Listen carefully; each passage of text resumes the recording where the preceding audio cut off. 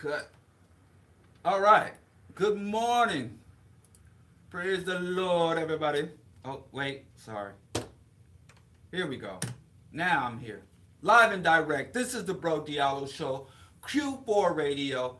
AM 1680. iTunes Radio. Tune in app. And of course, as always, 24/7, 365 all around the world. www.q4.org. This is the Bro Diallo Show. And today is a special day. Today is Amos Wilson Day Eve. Tomorrow will be the birthday of Amos N. Wilson, Dr. Amos N. Wilson, one of the greatest scholars we ever produced. He made his transition in 95. And it's kind of sad. I never had an opportunity to meet Dr. Wilson, even though we had overlapped. We were both in New York at the same time, in Brooklyn. But, in my time there, he wasn't as active as he was in previous years because of his declining health. But, February 23rd was his birthday, 1941. He was born in Mississippi, from the same state as my wife and many other black folks. Hattiesburg, Mississippi. My wife's from Macomb, Mississippi. So, don't ask me how close the two are. But so we started the morning off. We heard an interview with Dr. Amos Wilson talking about, cognitive development and education of black youth and the black community as a whole.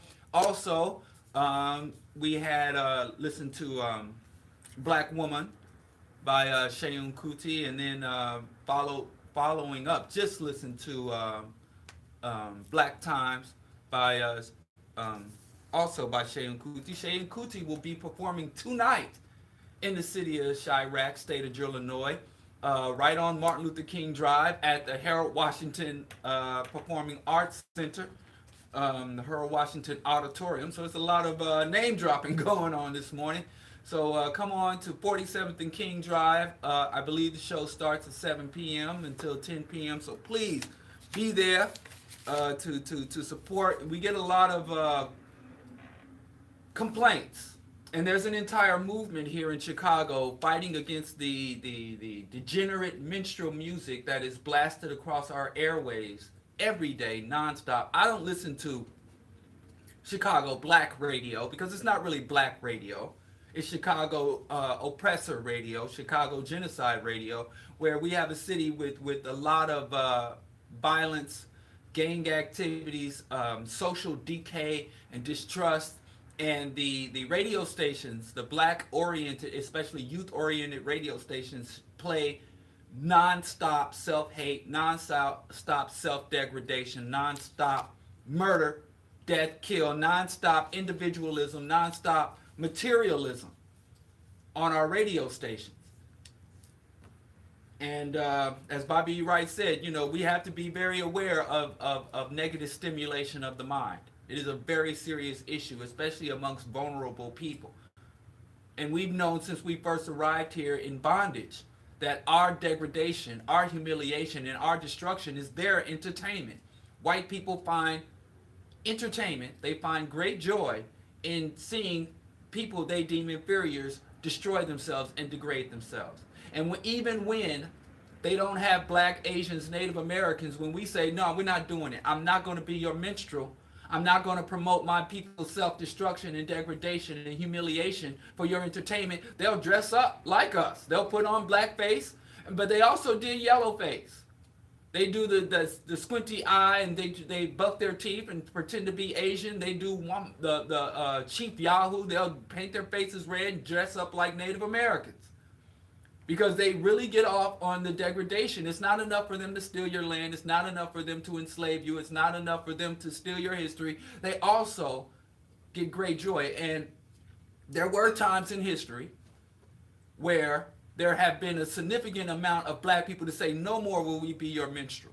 And Native Americans, no more am I going to dance around the fire and portray some stereotype, and you want to portray me as some savage primitive when I was a civilization builder, when I am the original architect of your very democracy. When Asian people was like, enough is enough. And so in those times they had to dress up and do it themselves. But we're in one of those epochs of history. We're in one of those stages in history where they pretty much don't have to don blackface because there's enough black people out here willing to pay the minstrel role if the money's right. And everybody got mad at Steve Harvey when he said for, I don't know what his price tag was, $4 million, he said he'd be the biggest monkey. He'd be willing to not only degrade himself but shame the whole race if the money's right. And we mad at him for saying it, but we support artists that actually do it. I wish we had as much outrage at the artists who get up there and literally play the pickaninny, literally on some steppin' fetching. And there was a time when Steppin' Fetchin' is the first black entertainer to reach $1 million. And we got artists out here, mainstream artists, some artists y'all even consider progressive, that would put Steppin' Fetchin' to shame. But I digress. I said all that about the degenerative music. We call it black. But, you ain't got to be white to be in blackface. There are some black people in what I call blacker face. But I say all that to say, when we do have an artist with immense talent that's willing to use their talent for the upliftment, encouragement, and not just upliftment and pride, because to me, pride and upliftment only get you so far. They'll have us being prideful on the trash heap. They'll have us being prideful in the slums. So pride is one half of it. But the other half is challenging our oppressors, exposing our oppressors. So one minute you got to lift people up, and some other people got to. You can't lift up the oppressed without bringing down the oppressor. So when we do have an artist of such, I really wish we would put as much resources, support, and money, where them dollars at, behind revolutionary, conscious, pan-African, progressive, humane, communal, collective, socialist, radical, intellectual artists as we put in behind the minstrels, modern day minstrels. And I'm being nice by saying modern day minstrel. Add 2 says, modern day coons. But now white folks won't let us say coon no more. I don't know, It's like Paul Mooney said, I don't know why white folks would make up nigga and then punish me for saying nigga. He said people come to his show and literally be like, oh, I wish this nigga would stop saying nigga. Like, if you didn't want me to say it, why you make it up? But anyway, I don't know if this is the best sales pitch for y'all to come out to the show. I will be at the show this evening and I tried to support any progressive. When Dead Prez came to Chicago, Wise Intelligent came to Chicago, I try to get out and support. I support Brother Kwabena in his effort to clear the airways. I'm not for censorship. And if you think taking degenerate music off of the black airways is censorship, then you're barking up the wrong tree, because the true censorship is when progressive artists, like the communist hip-hop artist Boots Riley, and again, back to Poor Righteous Teachers, there was a deliberate effort to snatch conscious music off of the airways. X-Clan, Kidi Obiawadu, Brother Kidi, and y'all need, if y'all don't know about Brother Kidi Owadu, y'all better recognize, go subscribe and all that, and support Brother Kidi in his efforts. But Kidi wrote a whole book on the hip-hop and how they systematically turned black music from a revolutionary, rebellious art form into a corporate engine for profit and a weaponized anti-culture against black folks. But I digress. Moving on.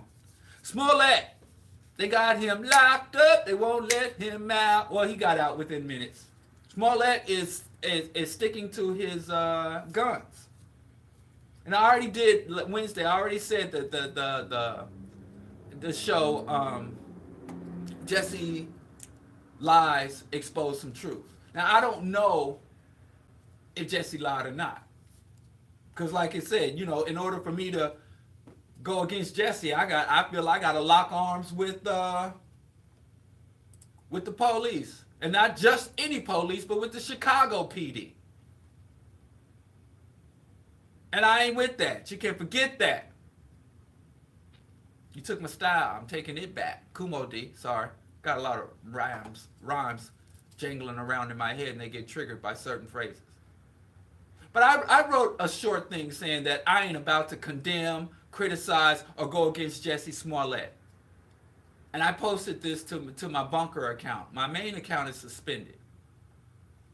And a lot of people were mad as hell, calling me stupid and saying this is what's wrong with black people. And I said, allow me to go on record. I said this on February 17th. I wrote this. And I didn't know, I don't really follow the details. I swear to you, if you had said Jussie Smollett to me before this is the assault, I would be like, who? You'd have to be like the singer dude from Empire. And I'd still be like, who? And then you'd be like the gay dude from Empire. And I'd be like, who? Then you'd be like the dude that got put in the trash can. I'm like, oh, the trash can kid. Because that's pretty much the extension of my knowledge. I don't watch Empire. My wife watches Empire. And like I said, I can't be in the same room when she's watching it because she don't want no disturbing when she's consuming that junk. And then let me just, I'm gonna keep it real with y'all. The only thing I saw about Empire that stood out when they said that the girl from Precious, and I don't remember her name either. She's gonna have to lie on some white folks or I don't know if Jussie's alive, but she's gonna have to pull a Smollett for me to know her real. Gabby, Symbole, something. Gabby, they said she had a sex scene. So I did go on YouTube to try to look at the excerpt from the sex scene. And so I saw it. I saw her put that hock up on that man's thigh. This was pioneering TV. An atypically attractive woman in a sex scene on mainstream television. So I wanted to be a part of history. Like how y'all was with Obama. I'm like a big girl in an intimate sex scene. And I'm like, wow. So I did go look that up when I was hearing the headlines. Everybody's like, the girl from Precious is going to be in a sex scene and I'm like, wow, really? Okay, just for historical and research purposes, I went and looked at it. And that's probably all I could tell you about Empire. But anyway, I didn't know nothing about Empire until this. But I said this when I heard him. He said some racist mongoloids stepped to him and he got jumped. And they said this is Trump country and it was a hate crime because he's black and gay. So I said, and I'm going to quote myself verbatim because, this was about a week ago. I said, allow me to go on record as one who appreciates Jussie's attempt to implicate our enemies and oppressors in a crime they didn't commit. If that's what they were saying. If what they were saying that he made it up, I'm like, then good effort. I said, yes, it was sloppy botch if this was what they were saying. But my ultimate point is that until every unjustly accused black man and woman is set free or exonerated and reparations are paid in full to all victims of slavery, colonialism, and genocide, you will not find me being mad at any black who subjects our oppressors to a taste of their own medicine. So it was always a bigger issue. I don't care about the characters involved, about the Nigerian juiced up Roy brothers. And to this day, y'all gonna have to explain to me why T.I., Meek Mill, Snoop Doggy the Dog, and all these other prominent black figures were absolutely outraged when Tekashi 6ix9ine snitched on murderers and drug dealers and traffickers and young girls. When Tekashi 6ix9ine snitched on men who were being predatory towards other black men, and he went and sang like a bird, all these celebrities, and many of you other people who venerate and who idealize and who one day imagine you will be one of these celebrities or one of these rich Negroes, y'all were so, he's snitching, broke the street code. He could never hold his head up in the streets again. He could never come back. He gonna have to go into witness protection. We don't deal with snitch. You snitches get stitches. But then the two Nigerian muscleheads snitched and nobody would say nothing. Are we for snitching or ain't snitching? Because like I said, if you snitch on people who have tried, who have actively or attempted to harm black people, you're outraged. But if you snitch on somebody who calls out white folks, who calls out Trump, who calls out racists and rednecks, y'all okay with that? I'm still waiting on one of y'all to explain that to me. But there's another issue at play here. But anyway, that was my take on it. I don't like to get on this show and talk about things I don't really know much about. And I'm telling you, I have not been that invested in this issue. You know, but people on there telling me, you sound ridiculous. Boo, how dare you support how dare you? And everybody from the streets to the highest rungs of black respectability are all outraged. Al Sharpton's mad, Najee Ali's mad, and the streets and the gangsters and the thugs, hustler, pimps, and grinders are all mad at Jussie. And I don't think they even understand why they mad at Jussie. And they really gonna sit here and say they're madder. They talking about Jussie Smollett has disrespected the victims, the real victims of hate crimes. You're madder at him for quote unquote disrespecting victims of hate crime than the people who committed the damn hate crime. You can't be a victim of hate crime if it weren't for hate criminals. And y'all madder at Jussie for lying about hate criminals, allegedly lying about hate criminals, than y'all are mad at the actual hate criminals. Even black nationalists are like, we want him arrested. We want him prosecuted. Y'all want him sent to Guantanamo. I mean, I don't like talking about this because, like I said, it says a lot less about Jussie than it says about y'all. Y'all putting yourselves on trial. Long before Jussie, he already done bailed out and he's drinking mimosas in a penthouse somewhere. And talking with his PR reps and Fox reps and just, planning his life. But the streets, I'm glad this happened because there are certain moments that really allows me, like I said, to take the pulse of the community. There's certain events where it's a line in the sand and it allows you to see just how deep people's so-called consciousness goes. Now, there's a book I wanted to bring this morning, and let me tell y'all something else. I'm going to tell you about my life, how I'm living. I got up this morning, I was getting ready, and I wanted to bring this book to pull excerpt, but, we'll just ad-lib it. I get up this morning, and I come out of the shower, and I see a gerbil running around the bedroom. My son's gerbil had gotten loose and was, I guess, trying to find an exit. I mean, dang. They need to call that gerbil Kente. He's always trying to escape, trying to get to freedom. Gerbil Tubman. Anyway, so instead of, getting my books and notes together, I had to help my younger son to hunt down his gerbil and make sure he got safely back into his containment unit. Because that's how I do. That's the kind of father I am. And we're going to get a chance to talk about fathers because Obama's a damn liar, and I got some things to say. But anyway, I don't want to get off topic. I'm not trying to go down no other rabbit hole. But anyway, I just want to talk, let me see, it's 7:45. I'm going to talk about this for no longer than 5 more minutes or less. I'm not going to indulge myself. This is not the Bro Diallo show. This is the People show. And I am the steward. I'm here for y'all. I'm trying to do what's best for y'all. Don't laugh. Anyway, let's go a little deeper in this because I want you people who are outraged at Jussie Smollett. At best, let me tell you, if you're indifferent to Jussie Smollett, then you are a stable, functional black person. If you applaud Jussie Smollett, then you woke AF. But I digress. In society, you have 3 forms of violence and abuse. You have what they call descending violence. And that's when people who are higher on the social hierarchy commit violence and abuse to people who are lower on the social hierarchy. So when a rich man abuses a worker, when a man abuses a woman, when an adult abuses a child, you get it? When a educated person abuses a person who doesn't have formal schooling. When a government official abuses a regular citizen, when a soldier abuses a civilian, that's called descending violence. Then you have what is called lateral violence. That is when people who are on equal standing in the social hierarchy engage in attacking or abusing or trying to exploit others. Right?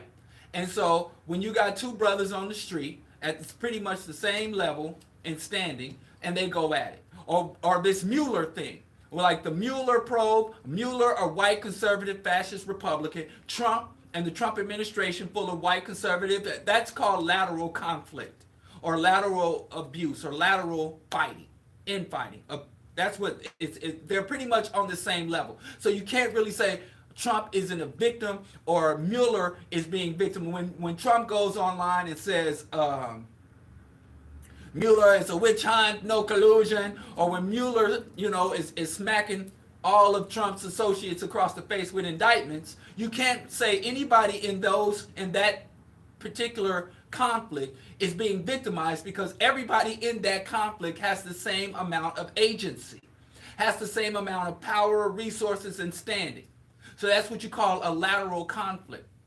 Then you have what is called ascending violence and ascending abuse. That's what happens when a poor person or a person who is lower on the social hierarchy commits abuses or violence or violations of people above them. So if I went out right now and I got in my car and I drove to the Gold Coast and I kicked in one of those mansions, I kicked in the doorway in the 4-4 and I robbed those people, or if I go into a bank and I rob the bank, that's ascending violence. But you can commit ascending violence at the same time you commit, because let's say there's a poor female single mother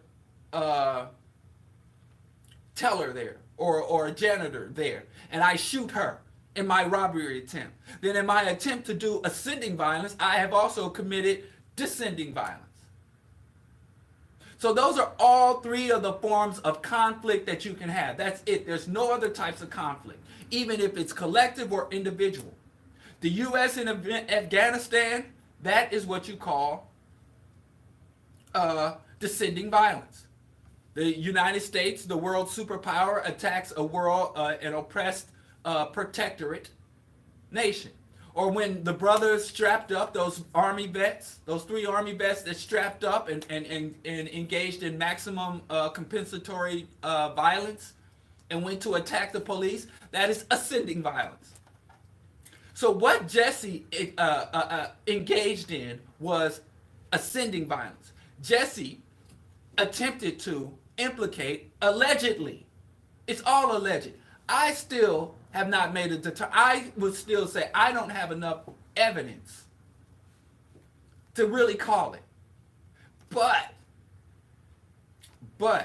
I don't have evidence to call it because as implausible as the story Jussie is, the Chicago Police Department is also an unbelievable institution that has no trust and no legitimacy in this arena. So you have implausibility versus illegitimacy. So that leaves you in a quandary. There's no trusted source. And the reason I don't trust Jess is because I don't know nothing about the dude. I don't know anything about him. But I know what I do know. He black. He gay. And so he's relatively low. He's lower than me, but then he has a little money. So in certain respects, because he has a little bit of money and a little bit of fame, so his chains and his whips become his whips and his chains. But, so anyway, I digress. Jussie Smollett is lower on the social hierarchy than the people he tried. He tried to implicate white, heterosexual, conservative, racist Republicans. And they're higher. So you can suspect that they're higher on the social hierarchy. So he engaged in allegedly ascending abuse, ascending violence by trying to falsely implicate.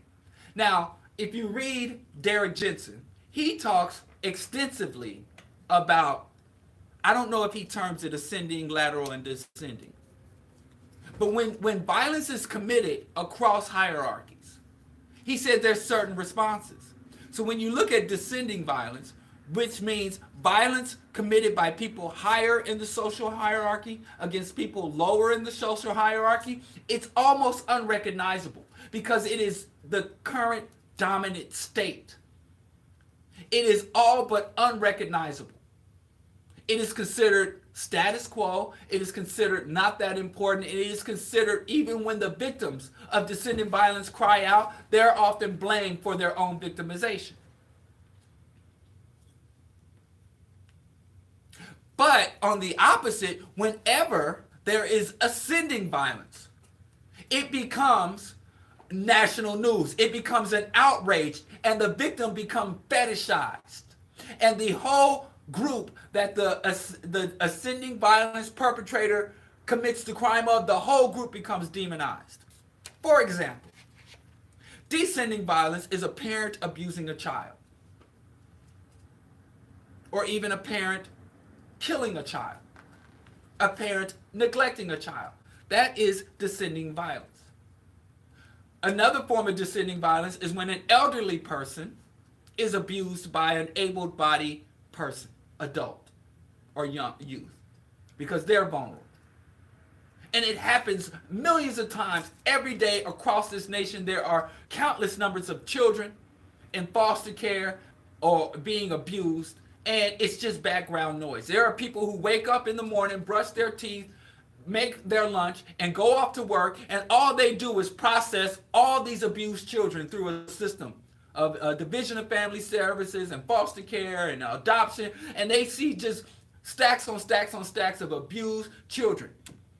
And if that person, if you are a social worker, if you work for DCFS in Chicago, and you got on the news and is like, listen, I'm a social worker. I'm not supposed to have more than a dozen children on my docket, but I got 85 children. And there's at least 350 children that I've interacted with in the past month who've all been abused. And I wanted this in the newspaper. The newspaper journalist would hang up on you. Like, what? That's not a story. Yeah, kids get beat all the time. Descending violence. But if you call the paper and say, I know this kid who killed their mother. Wow, national news story. This young kid, killer kids, and what's wrong? Why have our children gone astray? Why have our children, what is it, the video games? Are they popping mollies? Is it rap music? Why have our children been lost? So when a child abuses an adult or kills an adult, it is ascending violence and it is national news. But when an adult hurts children, it's paperwork. It's bureaucracy. Same thing. Women are raped and sexually abused every day. I worked in a level 1 trauma center in 3 different cities. I worked in trauma centers. I worked in a woman's Rose M. Singer, which is a woman's jail. It's not a prison. It's women who have been arrested but haven't been charged with a crime. They don't have the money to bail out, so they put them in Rose M. Singer Center, which is a detention facility. So I worked there. And I've seen so many women that were assault and rape victims. One time I was in the emergency room. I'm not even going to tell you what city because I'd hate for somebody to be able to figure out this woman's identity. But she was on a hot date. And she looked really peculiar to me because she looked really, really brutalized. But she had on like this mini skirt and makeup and fingernails. So you could tell that she was dressed up for like a night on the town. And I don't just mean clubbing, like an evening gown type situation. So, but what apparently happened is she was riding with this guy. They got into an argument. And she told the guy to pull over and let her out and she'd just make her own way home. Right? And I've had that happen to me too. I had a woman, we were driving, and we started arguing. She said, pull over right now and let me out. And I pulled over and let her out. And I really didn't want to do it because it was late at night. We were in Brooklyn, New York. And it wasn't near her home. She lived all the way in Canarsie. And we were like in Park Slope or something. So she was far from home. But if she's a grown woman. She said, let me out. I had said something. This is Haitian sister. But anyway, I can relate to that. You know, that's something that happens. Let me out of this car right now. And I think if you're an adult male And so a woman says, let me out, pull over the car and let me out, and she's an adult woman, you have to let her out. But anyway, what this guy did, she said, let me out. And he's like, listen, I planned this night. I put all this money and you're not going to mess up our night. And she said, I said, let me out. I've had it with you. So the guy, the argument escalates. He starts to speed up and drive recklessly to threaten her. Then he pulls out a gun and pulls it on her. And was like, you think you're going to just treat me any kind of way. So he starts to beat her with the gun. And she had to jump out of a speeding vehicle. She had to jump out of a speeding vehicle, roll down the street, and some passerby got her and brought her to the emergency room. And I had to do multiple x-rays on her. But that was a regular night. I would get up, get in the shower. I used to ride my bike, to work at that time. I'd get up, clean up, and ride my bike to the hospital and put on my scrubs and it just go trauma. And that's an everyday thing. It's background noise. It's background noise. But when a woman goes at a man's neck, when a woman kills the burning bed, it is sensationalized. A woman is caught giving a fake rape charge. Women get raped every day. That's not news. But a woman getting caught lying about rape, front page. So, right or wrong, this is the reality. Whenever people on lower, you just can think of dozens of stories. Anytime you see a crime going viral, 9 times out of 10, this event was somebody who is considered lower on the social hierarchy commits a violation of someone higher on the social hierarchy. Those are the viral crimes. And if you look at the reverse on those crimes, when you look at the reverse of those crimes, you will see that they happen every day and they don't make national news. There was a white man at the same day that I posted this on my Instagram. That's why you got to @Diallo Kenyatta, follow Bro Diallo hashtag. I posted on Instagram the front page photo of the Chicago Sun-Times. I don't buy the Chicago Sun-Times. But, I prefer the Chicago Tribune if I'm going to read a paper. But that's just me. I can't even say one is better than the other. But that's just my preference. But if you look at the yesterday, the 21st, Thursday, February 21st of the front page news, Chicago, the 3rd biggest city and growing. One of the fastest growing cities, 3rd biggest cities in all of America. So, outside of Wall Street, they have the biggest trading houses here in the commodities market. Chicago's a big deal. The city of big shoulders. You look at the front page of the 2nd biggest paper in the 3rd biggest city in the whole country. Who's on the front page? It's Jussie Smollett, lying shame. And then they had 2 images on the front page at the top. One took up the whole front page was Jussie. And then off to the corner was Michael Jackson. Like these 2 monsters, Michael Jackson, who's been dead for a hot minute, and Jussie. 2 biggest problems in Chicago right now. 2 biggest problems. And just on that same day in the news cycle, they found this white man, and I don't know his name. Don't none of y'all know his name. Don't none of us know his name. They found this white man had a cache of weapons, high-powered military-grade weapons, and he had the training to use them. He had bombs. A white terrorist with a list of politicians, media figures, celebrities, and even businessmen that he had intended to kill. And he had wrote a letter saying that he wanted the maximum kill level. And this is in an era where almost on a daily basis we have mass shooters that are mostly white, middle-aged men. And Jussie Smollett is a bigger story than this white terrorist. And they haven't even determined whether or not this man worked alone. Whether there was any collusion. No collusion. And there were more journalists, detectives, and eyes and interest in Jussie Smollett's personal issue than there was in white terrorism and white terrorists. Also, there was a news conference on that same day.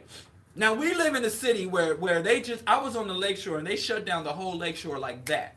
The lakeshore, which is a highway, became a parking lot because there was a bridge collapsing.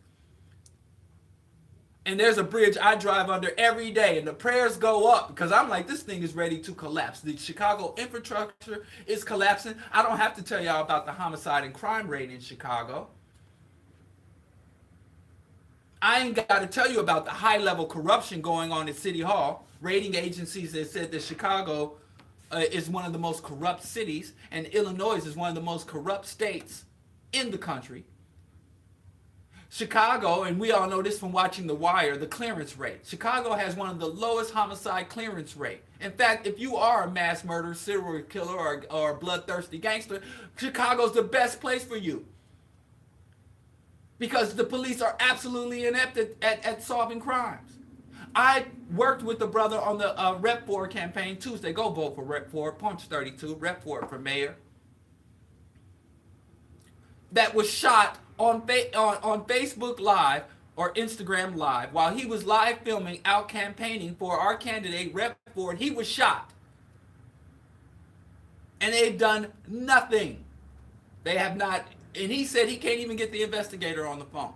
But they had a press conference yesterday with our black superintendent that wouldn't be in that job if it wasn't for the Black Lives Matter and the protest movement that rose up around LaQuinn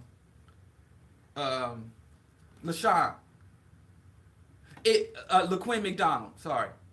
It wouldn't be no movement. There was a grassroots black movement that had unseated one of the most entrenched, powerful, most connected mayors and the police superintendent.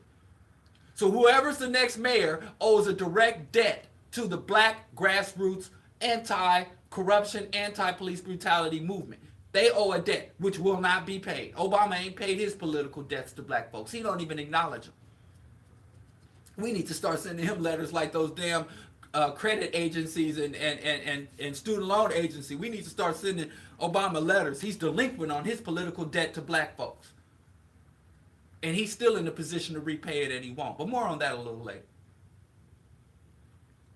The black police superintendent stood there with a whole cadre of detectives, over a dozen detectives, to hunt down a rumor and some gossip.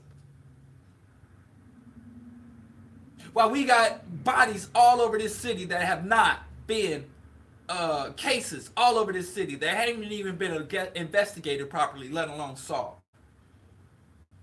And he said, this black man said that Jussie Smollett smacked all of Chicago in the face. This is ascending. Now, if Jussie said some street thugs attacked me, it would not be this big of a story and there would not be this much outrage. Yeah, maybe amongst the, Umar Rice, yeah, he's got the gay agenda.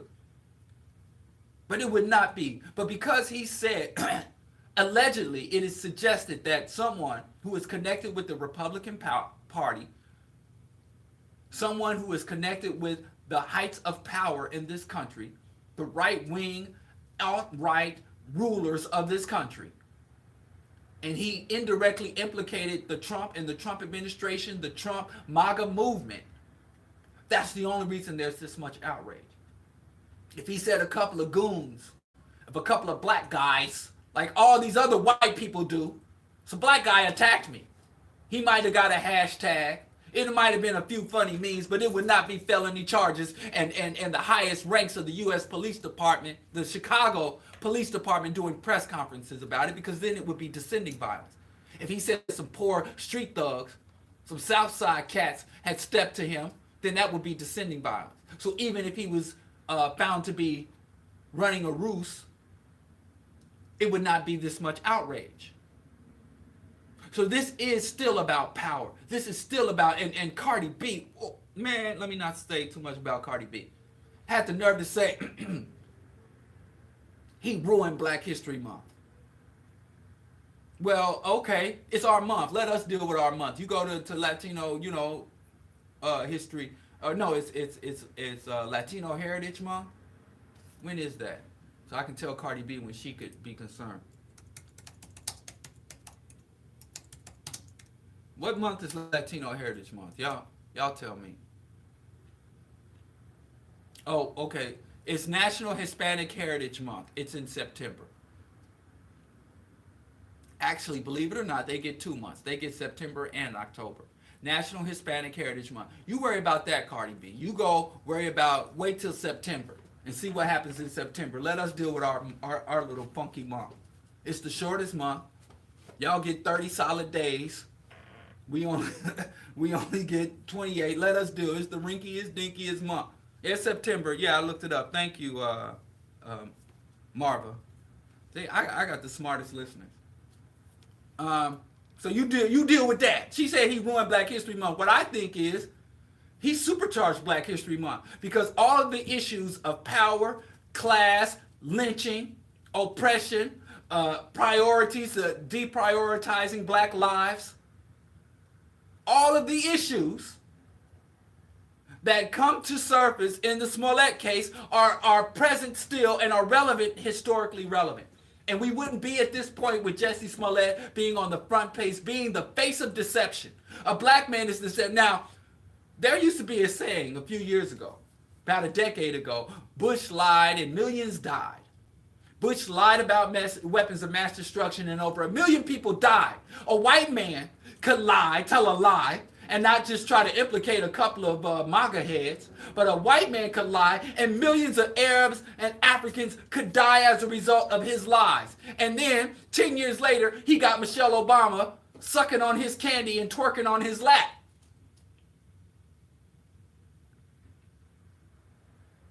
Explain that to me. Trump lies every day. Trump lied about Honduran refugees invading America and snatched their babies away. So all of a sudden now, Jussie Smollett finally got white folks realizing people lie. There are millions of white people all over America. Oh my God, people lie. People falsely implicate people in crimes they did not commit. Oh, I'm just now finding this out.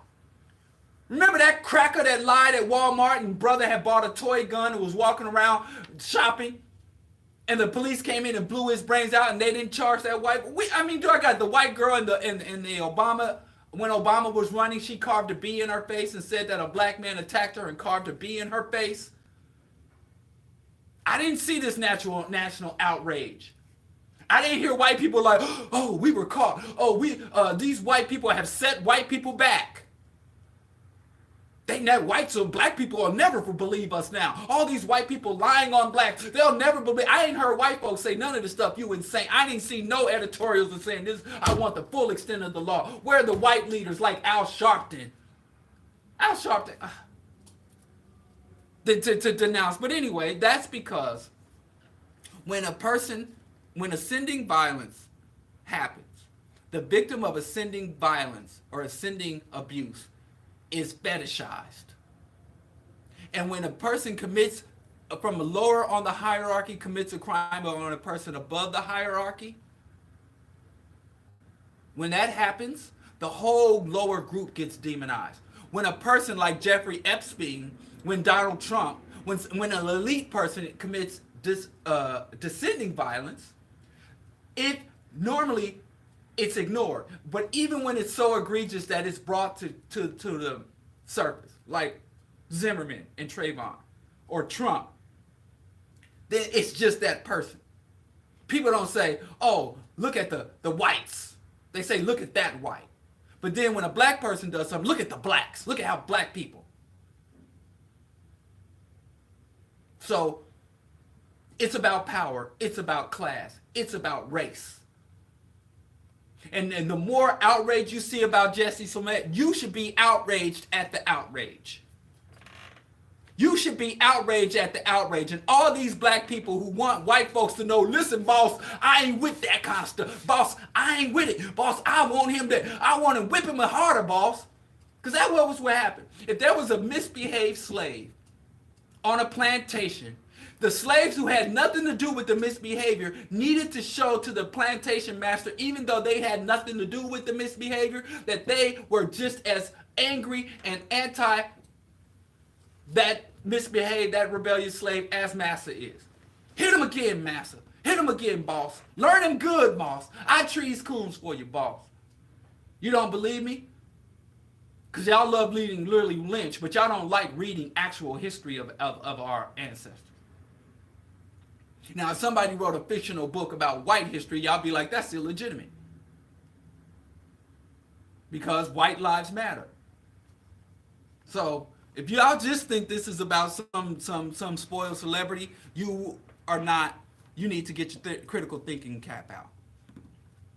Speaking of lateral violence, the Mueller report is set to come out in a couple of days, and some journalists, some people are saying it's a bombshell, some people say it will be buried and never see the light of day because Trump has a new attorney general that will be actually a Trump appointee, will be in a position to say whether or not it sees the light of day. So we'll see fascist on fascist violence. Mueller, who is a fascist, versus Trump, who is a stupid fascist.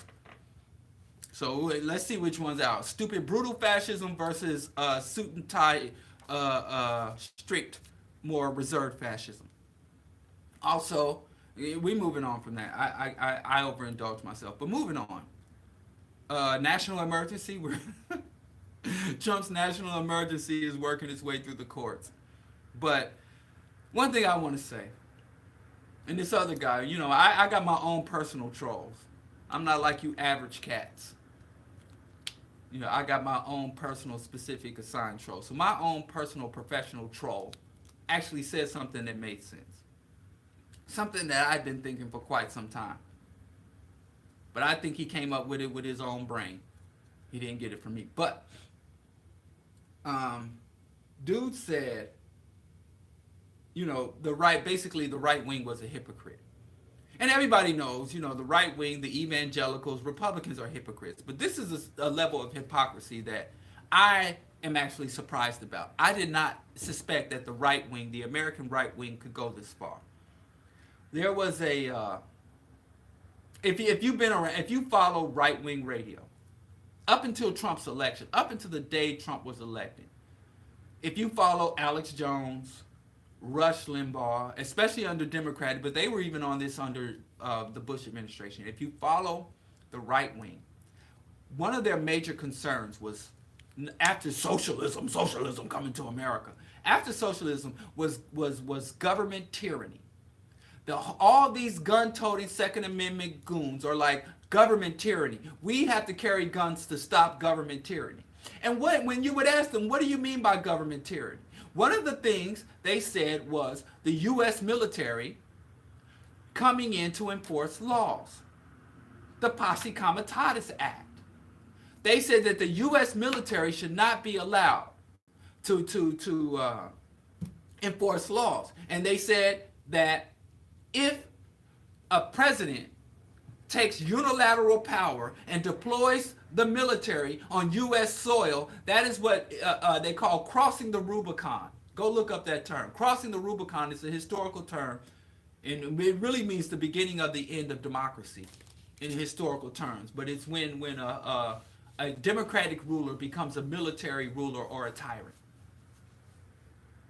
So they said if there is a president who takes power amongst himself that, number one, violates the three-tiered government. You have the executive branch, judicial branch, and legislative branch. And so they were really, in the New World Order, remember, New World Order, when they used to talk about the New World Order, it meant that the democracy would be dissolved and we'd be under one world order, one world dictatorship. And evidence of the one world, or a sign of the one world dictatorship, is having a leader who is not accountable to the other two branches of government, and a military, U.S. military, enforcing civilian laws, because that's what they do in third worlds. In the first world, number one, the military has civilian oversight and civilian commanders. Number two, the military is not allowed to carry out operations within the soil.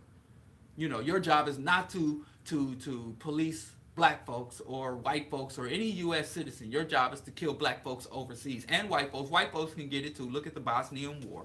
They bombed Bosnia. They bombed Eastern Europe just as heavily as they bombed the Middle East. But I digress.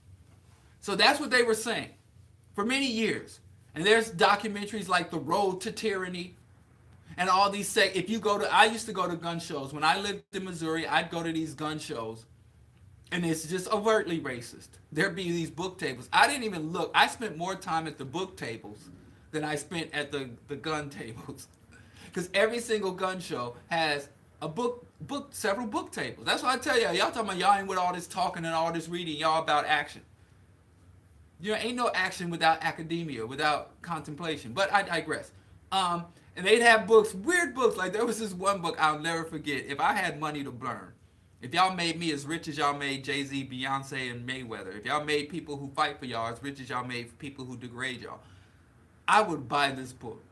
I so want to read this book. I just can't bring it on myself to buy the book. There's this book that you'll find at every gun show in Middle America. Maybe if they have a gun show in Chicago, they know not to bring, but it's a book called The Lone Klansman. I want this book. If somebody has this book, put it up free online because I can't bring myself to pay for it. But I just got to say, and I asked the guy every time I went to a gun show, I go up to the guy and I said, this book, Lone Klansman. I'm like, when has there ever been a lone Klansman? I see pictures of the Klan way back in the day. I never seen a lone racist acting alone. Y'all always come with a big old posse. But anyway, I continue to digress. Anyway, the right wing in America, the right wing in the United States had all these rules. But then here comes Trump enacting the New World Order. Where's the first place he went? He went to Saudi Arabia and was dancing around the saber with the oil oligarchs. He has unleashed the U.S. military to police and enforce civilian law. He has rendered null and void the legislative branch of the government and has been on record saying, I've stacked the judicial branch. My two, Kavanaugh and Gorsuch, are going to do whatever I tell them to do. So he's captured the judicial branch and rendered impotent the legislative branch. If you go read Pawns in the Game, Conspirators Hierarchy, Behold a Pale Horse, if you go listen to any of Alex Jones' material, which I wish you wouldn't, but y'all do it anyway. You go listen to Alex Jones prior to Trump's election. Everything Trump is doing is what these right-wing fascist, right-wing, ultra-conservative, right-wing, conspiratorial, New World, anti-New World Order people, everything. Jared Kushner, remember the mob, the Zog, the Zionist-occupied government? He has went lockstep with the Zionists. So all these racist, conservative, right-wing white people are full of feces. They are hypocrites because they're supporting Trump and doing what they've been warning us against. Now, I've always known, I used to have to fight with black people because so many black people really thought that these right-wingers, they really thought that these New World Order, and we don't want the New World Order. We don't want one world government. We will not have tyranny. They really thought that white people were buying all these guns and fighting for gun rights because they were going to fight government tyranny. No, they just want to shoot desperate refugees at the border. They want to go hunting. They want to go in safari in black communities and shoot black people. And I would tell them this. I know black people personally who went out and joined white militias. I'm like, why the hell are you with the militias? Because they're going to fight government tyranny. If there ever a dictator ever rolls up in America, we take them down. That's why we have to have the Second Amendment so we can fight the government. And here you are. Here it is. Remember Pizzagate? They were like, the Clintons are kidnapping children and pedophiles are stealing children away. And it's the Democrats. It's the homosexuals that are kidnapping children and turning them gay. Remember they were saying that they were going to take their guns and rescue these children, blowing up abortion clinics to save children. Now here you have, every time they find a major child trafficking, pedophile ring, it's always a white, heterosexual conservative. Or if it is like Jeffrey Epstein, who literally is on an island, all these white men with money and passports taking private charter jets to Bangladesh, to Singapore, to have their way with child prostitutes. Where are the Second Amendment? These are wealthy white men. Wealthy white men, because this is a Calvinistic country. If you don't know Calvinism, you don't know American values. You don't understand capitalism. You don't even understand global white democracy. You've got to study and understand Calvinism. I have to do a whole show on the Calvinistic because a lot of black African people around the world are contaminated and infected with this Calvinistic mind state. Many people listening to this show are Calvinists and don't even know it. On your hustle, on your grind, get that paper, it's all mine. You are a Calvinist. But I digress. Where are the Second Amendment, God-fearing, right-wing, woody, woody, woo, woo? Where y'all at? Why ain't y'all storming the White House? Why ain't y'all going? You talking about y'all when some dude went and kicked in a pizza parlor, bust into the basement, and shot a shotgun at the door in the basement because he said that the Democrats, and don't take my word for this, they really believe that the Democrats were trafficking children for sex in a freaking pizza parlor. Go look up Pizzagate. But now that was a conspiracy. Now you have hard evidence that the Republican administration is snatching children, stealing children away, and those children are not being accounted for. And we also know that Trump was a close personal friend of Jeffrey Epstein, the billionaire who had been trafficking in underage and young girls, went to jail for trafficking underage girls, did a little less than a nickel, did like a 6-month bid, went off and bought a private island where he can have girls flown in the island, and if the girls are lucky, they'll get flown back to the mainland, if not dumped in the ocean after he's had his way with them. And Trump is a close personal friend. And I'm telling you, some of those Honduran kids, where are you conspiratorials now? Where's Alex Jones now?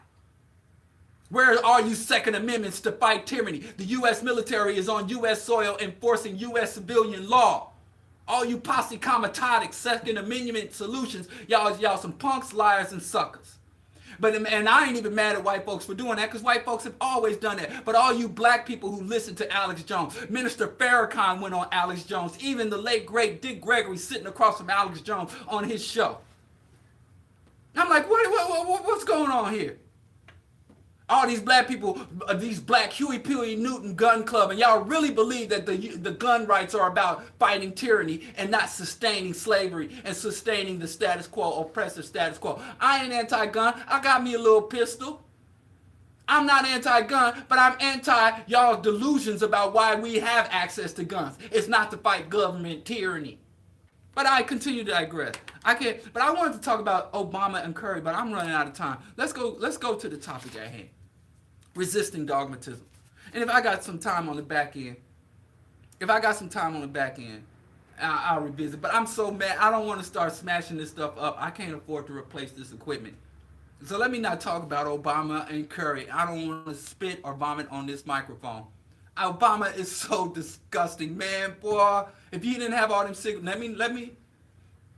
let me realign my chakras.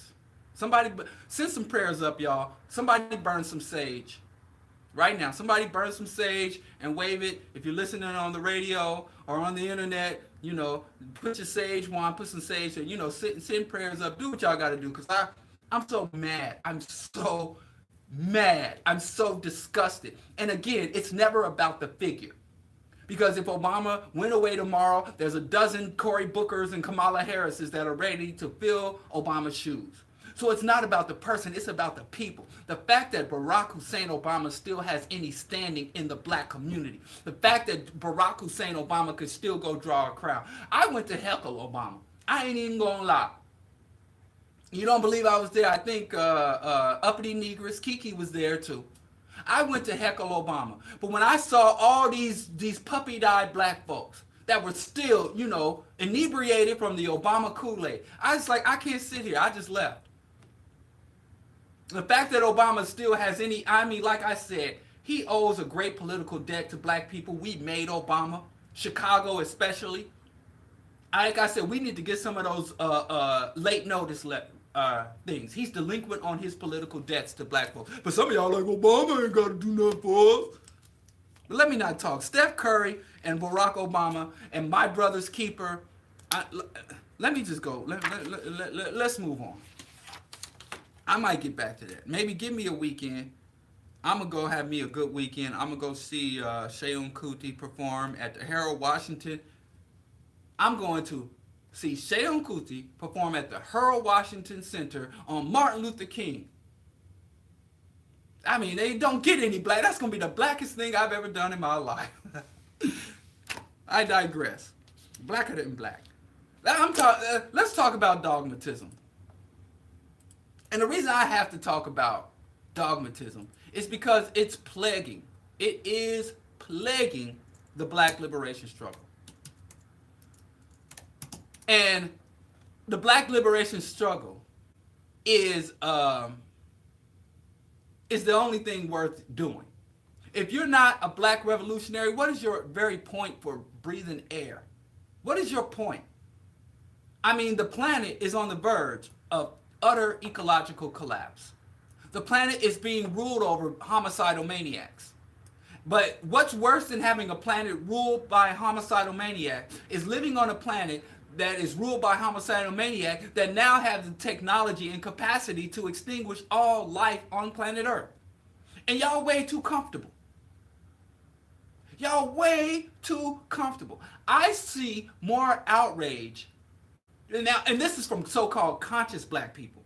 I see more outrage from conscious black people gripping and griping about Cardi B getting 2 Grammys than the United States overthrowing yet another non-white country in the Latin America. I mean, so I don't know, but anyway, dogmatism is basically having absolute, unbreakable security in the rightness of your position.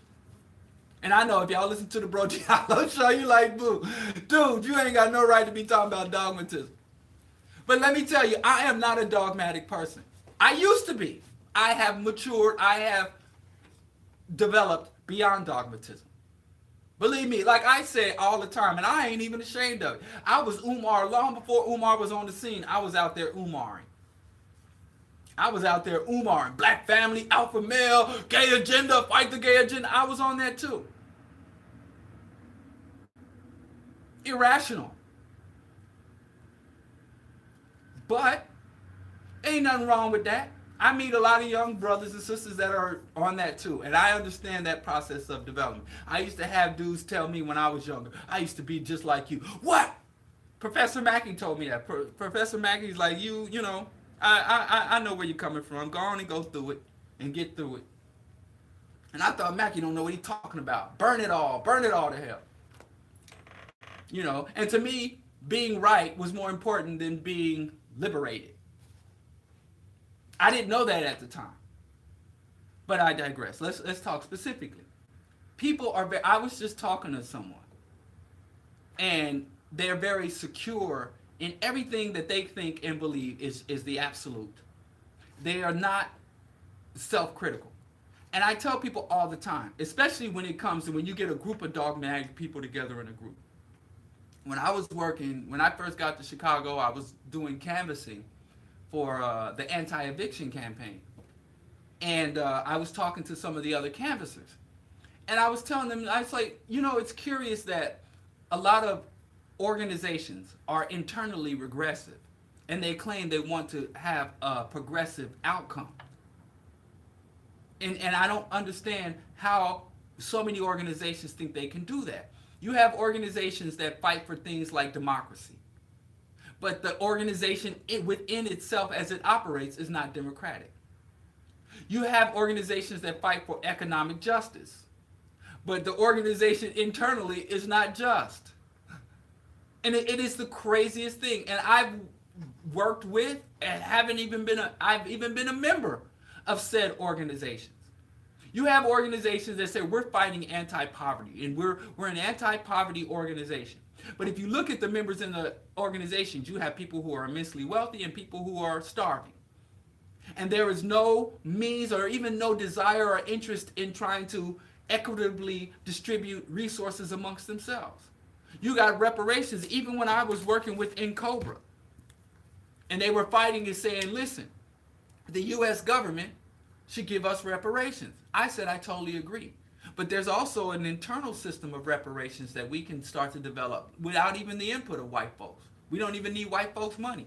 So at the same time, we externally fighting for something, we can be internally creating it. You have organizations that want socialism, but internally they're not socialist. And dogma and being dogmatic allows you to have this dual consciousness or exist with these contradictions. Chairman Fred Hampton said, we have to raise the contradiction. He would tell black folks that all the time, raise the contradiction, raise the contradiction. And the reason he wanted you to raising the contradiction would not solve the contradiction, but it would allow you to organize and better place yourself in order to engage it, the struggle. And so when you are operating with these contradictions, you have this internal rot. You have this internal weakness that your outsider, your oppressor can come in and exploit. So being dogmatic also puts us in a position where the things that are meant to serve us, we begin to serve them. So you have a lot of people who are engaging in what they call black or African culture, black or African traditions, black or African political movements. And those movements, they serve them. And they place their worth on how well they fit into whatever mode it is. You have like the Umar movement, like Umar. You know, there's certain boxes you have to check. I'm an alpha male, I'm this, I'm that.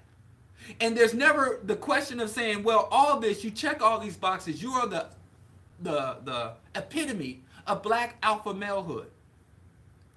You don't take no mess from no crackers. You are pan-Africanist ideology. You are heterosexual, militant, ready to throw down and woo-woo. You got all these boxes, but then you never say, okay, here's this package. This is this identity that I've constructed. This is this ideology that I follow. How effective is it at getting me to my ultimate goal? Have I even defined my goal? Now, the goal, as I understand, as they say, is liberation. So how is all these things I prioritize and that I not only try to embody, but I impose on everyone else, how well do those things, does any of that subvert the status quo? How does that challenge capitalism, white hegemony, ecocide, imperialism, neocolonialism? How does me doing all this in this box over here in any way disrupt, challenge, or undermine that over there? And you don't need, as people, you'll find people that are just content to be. You got organizations like National Black United Front, NAACP, Operation Push. You got organizations like, or cults like the Nation of Islam, Nuwabians, the Asar Set Society. These organizations that have been around, and let me say the NAACP, you know, the Congressional Black Caucus. You got all these formations of black people, and they all have these different organizations, the Divine Nine, the historically black colleges. Whatever formation that you find black people in, every single one of those organizations and missions, and bodies has a mission. And those organizations could be around for 100 years or more, and they will say, this is our stated goal and objective. This is why we formed. We formed this organization. Our ancestors, my great-great-grand ancestors, formed this organization to achieve this particular goal, to achieve this particular outcome, to address this particular specific issue, the National Action Network. And you'll look over its 100-year, 40-year, 50-year, 60-year, 10-year, 3 to 5 year, if you're talking about Black Lives Matter, and you'll see absolutely no progress made towards that mission. Even though that organization has layers and layers of rules, protocols, traditions, terminology, hashtags, protests, fight. They got all this stacks of activity. It's all this activity, yet they haven't moved one step closer to their ultimate part. In fact, many of the issues that many of these groups come together to form to address, those issues can be 10 times worse. But the groups are still there. And I've had people come to me, the Uhuru movement, from various movements, and I've been a card-carrying member of some of these groups. And they come to me. I've worked in partnership with many of the other ones. They come to me and say, we've been around for 46 years. And we've been here the longest. We've been consistent. In doing what? But dogmatism allows you to feel like you're doing something when you absolutely are not accomplishing anything. We are a people's party, and the people don't even know who the hell you are. You've been operating in the city, and you go and ask anybody in the hood, what's this organization? I don't know. What do they do? I don't know. Do you even know their website? Do you know their headquarters? Do you know that they have meetings? And we're the people's organizations, the people's party. We are a militant organization. How many abusers, predators, dirty cops have you subdued in any kind of way? You so militant. Name one act of violence. We are a spiritualist, or we are a spiritual group. We are about the upliftment, the spiritual upliftment of people. But you see the community, depression, mental illness, drug addiction, growing and growing and growing. Black leadership is one of the few jobs, is the worse you do at your job, the more secure your job is. Do I gotta say the names of all these black people? Najee Ali just reared his stupid little peanut head again. All these black people, the worse you do as a black leader, the more secure you are in your position. It is the craziest thing. You can have a black leader that comes out and says, we need our own businesses. And then millions of dollars flows through that black leader's hand, and not one sustainable business has been built, and people are still following that leader. You wouldn't go to a car salesman that did that. If you go to buy a car from somebody, you expect that car to run. You put the gas in it, you get the regular maintenance, you expect that car to run. And if the car didn't get off the lot, if the car went 2 blocks and broke down, or you only had that car 2 months and it broke down, you'd be like, I'm done with that car dealership. But you got people that will be with an organization that's worse than a janky, shady car dealership, and they will dedicate their lives to that organization. I don't care if it's a church, a school. They say, oh, the historically black college is to train up our talented 10th. More black doctors than we ever had, and our health is worse than it ever was. We got more black cops, judges, prosecutors, lawyers, defense attorneys than we ever had, and we filling up the prisons more than ever before. Got more black people with MBAs. We got more black CEOs. We got more black hip-hop moguls than any time ever. Yet black economically, we're still on a decline. That is due to dogmatism. Dogmatism prevents you from being able to look critically at yourself and what you are doing. It prevents you to look critically at your beliefs, your principles, and your value system.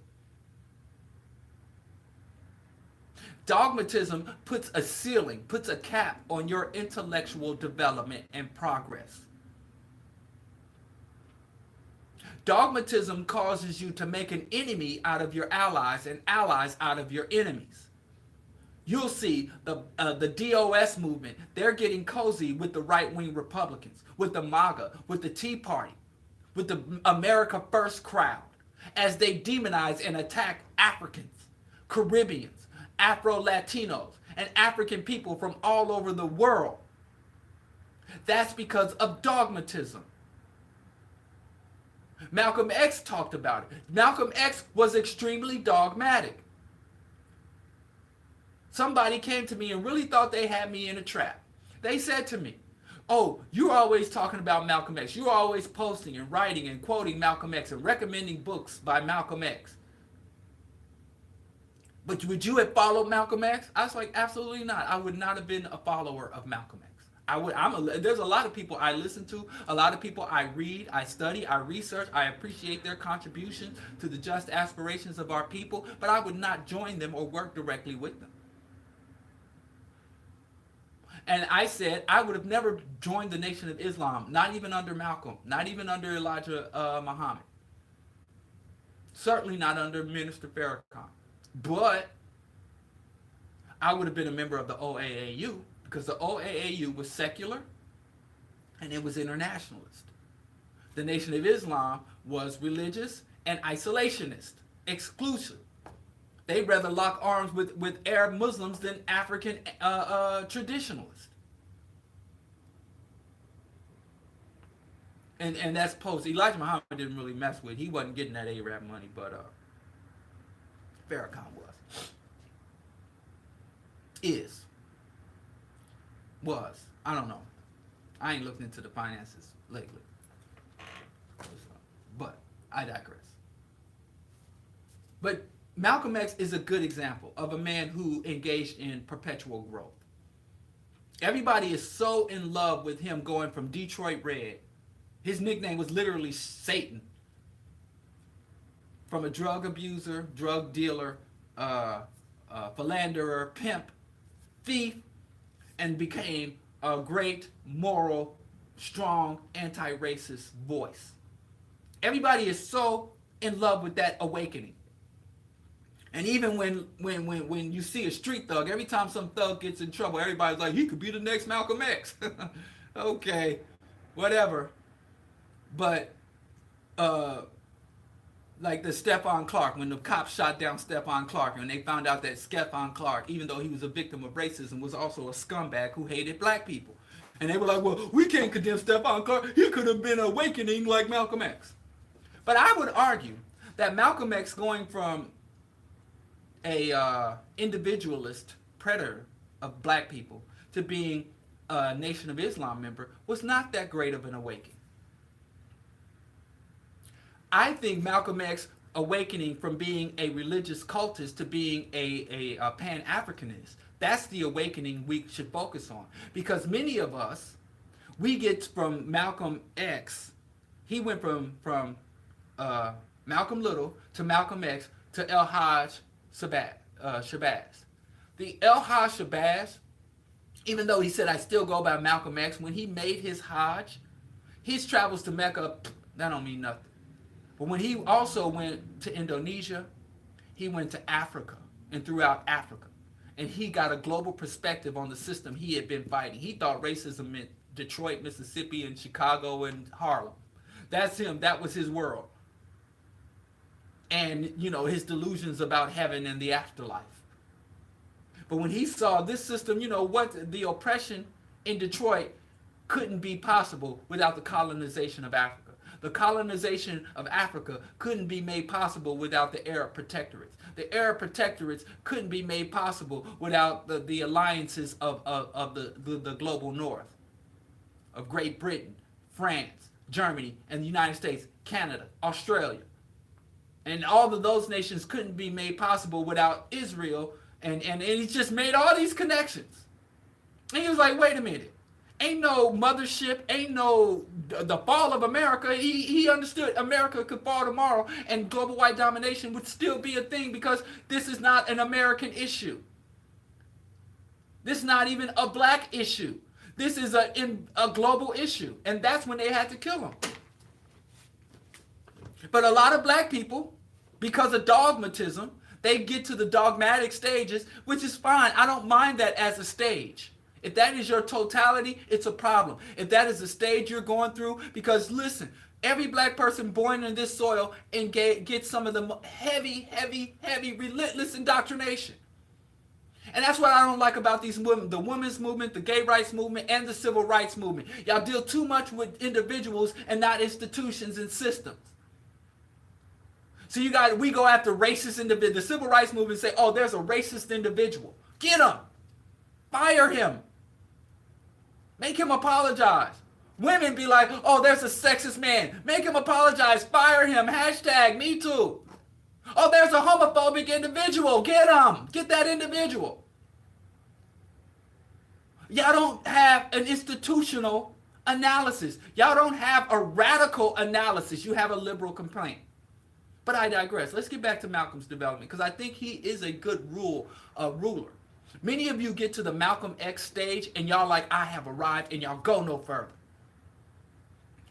Y'all go no further.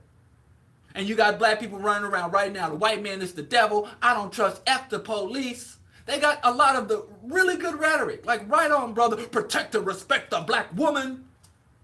All right, yeah. We must arm ourselves, defend ourselves. These KKK, these skinheads step to me. I'm ready to throw down. Yeah. Okay, now where do we go from here? How do we take all that fervor and turn it into a functional movement? How do we erect institutions? How do we engage in statecraft? How do we even build bureaucracies based off of your fervor? And you hit a wall every time. And those be the people, I ain't with all that talking, I'm about action. Or I'm woke. And so because I'm free in my mind, then that's freedom. Carry on. That's dogmatism. So y'all need to go from being Malcolm Little to being Malcolm X to being El Hajj Malik Shabazz. And I wish I didn't have to use Arab names, El Hajj, but the name is not as important as the phenomenon. Or Malcolm X 2.0. You got to, because when did Malcolm X get free of his dogmatism? Not because he had, even under the Nation of Islam, Malcolm X had the most astute critique of the system in society. He even had his finger on some really viable solutions for black people.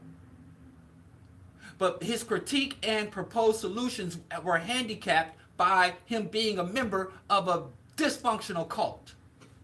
And so Malcolm X had to start to look critically within. And Malcolm X said publicly on record, I am responsible for a lot of these problems. I built the Nation of Islam. I trained the fruit of Islam. I trained them. I spread this doctrine across the United States and even across the globe. Elijah Muhammad founded the Nation of Islam. Malcolm X built it. Elijah Muhammad founded the Nation of Islam. Malcolm X built it. Let's keep that clear. And so Malcolm X started looking critically at his leader, the man he considered who saved his life, his father. Malcolm X looked and had to look at that critically and like, man, I can't rock with you. This organization, blood, sweat, and tears. Malcolm didn't own nothing. Everything he owned was in the name of the Nation of Islam. He gave his everything to that organization. And they gave him back pennies on the dollar. Malcolm X had his little Oldsmobile. He had his little house in Queens. He didn't have no mansion like the leader. He didn't have a fleet of cars and a fleet of attendants like the leader. But Malcolm X didn't want that. So Malcolm started to look critically inside. He started, Omar Wally, thank you. That's all right. That's a better name. You go from being Malcolm Little to being Malcolm X to being Omar Wally. Make your Omar Wally shift. I don't care how sure you are in your beliefs. I got some really strong positions. And they're pretty wide. I am a revolutionary Pan-Africanist. I am a vegan. You know, I am a husband and a father.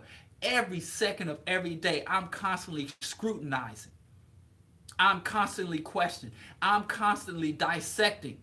I'm deconstructing and reformatting everything I stand for, everything I believe, and then I talk about how do I implement it.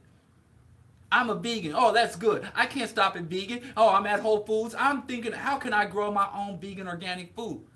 And then how can I bring more people in on this and distribute food to other people? How can I educate? How can I and sustain myself? How can I do ecological vegan enterprises in order to employ and sustain myself and my community members? You always got to be working. Some people are just vegans, and I know people have been vegan. I've been vegan for 20 years. I know people that were vegan before me. I know people that were vegan saw me eating on the swine, slurping down a plate of chitlins. People look at me like, I remember you. They've been vegan longer than me, but all they've done was just be vegan. So everything, we are mandated to be revolutionary. We must be revolutionary. It is not because we're righteous, not because we're superior. We have to be revolutionary because that's the base level of survival. It's fundamental survival. You ain't even got to be, like I tell you all the time, I'm not a moralist. You know, if not for the struggle, I could sit and play Xbox, eat vegan cookies, and drink almond milk in front of the Xbox until my body explodes. Until I was eligible to be on 600-pound life. I'm not really that a noble person. Y'all don't look for me. Y'all looking for one of them leaders. Y'all better go to Dr. Umar. I'm not one of them, oh, he's so noble. I crack jokes on people. I'm doing this because it's practical. Because it's rational. Not because I have some higher spiritual calling. It is not spirit. There is nothing spiritual about me being revolutionary. There is nothing higher calling. There is not even anything righteous. Hell, it's not even moral. It's practical. When you step back and look at the world and say, well, these are my particular talents. These are my particular interests. These are my particular skill set. These are the resources I have available to me. How can I best utilize all this stuff? Just getting money, trying to be a Mayweather, standing in a pit of money, wearing Gucci silk robes and some blood diamonds? I mean, kill yourself. I mean, seriously. What is the point? And I determined the purpose of life is to perpetuate life, because that's one characteristic that all life has in common. So the basic reason for existence is to perpetuate existence. And so if my job is, above all else, to perpetuate life, what is the biggest hindrance to life? Capitalism, industrial production, global white domination. So whatever I am, whatever I'm into, that I have to be targeting and challenging and setting up an alternatives to that. Dismantle that and building something else. And I can play my Xbox when I get, Lord, no, I don't really have time. But when I get time, I can enjoy, do all the other stuff I enjoy. Even if it's not righteous, moral, meditation, prayer. Yeah, I like to read. But, I mean, I don't spend all my time doing good stuff. But I know that I have to make a positive contribution to the just aspirations of African people. And you don't have to be dogmatic. And another thing about dogmatism is it makes a lot of people outside the movement who believe, like people really believe, all Umar does is raise money for the school and do, gauge transition, homo regression therapy. They really think it, you can be who you are, as flawed, as quote-unquote problematic, and still make a contribution if you don't get caught up into this dogmatic nonsense. Dogmatism is stagnating. We got more pro-black people. Everybody talk about Garvey built the biggest movement. Millions of people. We got more conscious, woke people who are aware of their African ancestry, more black people with African names, more black people with natural hair, more black people that got a library full of the best books in the world. But yes, we're less effective than Garvey. Garvey built a movement that had majority illiterate or semi-literate sharecroppers who prayed to Jesus Christ, who had names like Jasper and Bucket Willie and Muddy Red. They didn't have African names. They didn't even know. If you call, like I said, my grandmother, my great-grandmother, Grandma Bowie was a better Pan-Africanist than all of y'all. And if you called her African, she would, like I said, she'd smack you in the face. How dare you insult me? But her day-to-day life was communal, cooperative, segregated, anti-white. She would tell, Jesus said, love everybody. I love everybody. But all of her effort, energy, talent, resources went into the black community. She shopped at black businesses. Not even because she was radical, but because she was born in an era and she lived in Missouri and Oklahoma, Louisiana, and places she lived. She didn't have no rights. She bought more black than old dumbass Killer Mike. She used to bank at Douglas Bank, a black-owned bank, because that was the only bank in the neighborhood that would take her little pennies. So this accidental consciousness, this accidental Pan-Africanism, this accidental or externally enforced consciousness, it was stronger than the so-called deliberate conscious wokeness because of dogmatism.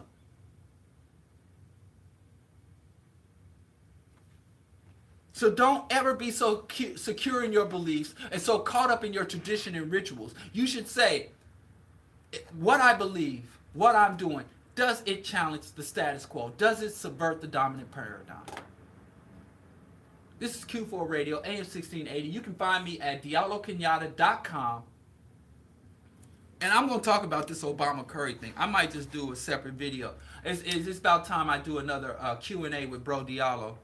So maybe this weekend we can do a Q&A with Bro Diallo, and I can take a hot minute to talk about the how disgusting Curry and Obama are, Steph Curry. And I have gone from indifference to Steph Curry because I'm not a big fan of ball chasers.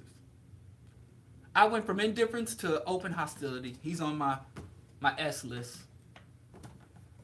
But anyway, I ain't trying to get that Obama money. I ain't trying to get that Curry money. I just would like the meager amount of resources to sustain the Bro Diallo Show on the air. And you can help to sustain the Bro Diallo Show by going to Patreon, becoming a Patreon member. And there are rewards that accompany membership, believe it or not. And okay, that's enough on that for now.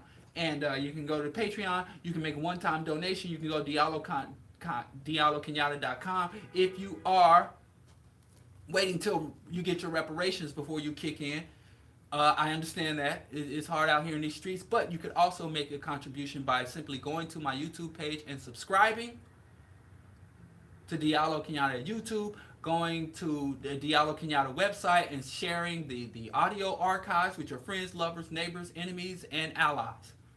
And again, Q4 Radio, I will be back live on the air Monday for the Monday morning broadcast every Monday, Wednesday, and Friday, 7 a.m. to 9 a.m.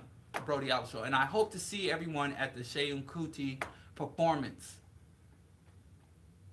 So be there, be square. I'll see y'all at Sheung Kuti tonight at 7. And I'll see y'all maybe this weekend, inshallah. I'll see y'all this weekend, Lord willing, and the creek don't rise. We'll do a Q&A with Bro Diallo this weekend or even this evening. Who knows? It's in the Lord's hands. And I'll see y'all Monday morning. Bro Diallo, let's hear a little bit more of Sheung before we exit.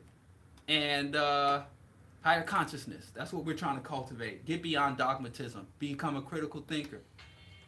Higher consciousness by Sheung. And I will see y'all Monday morning. Peace.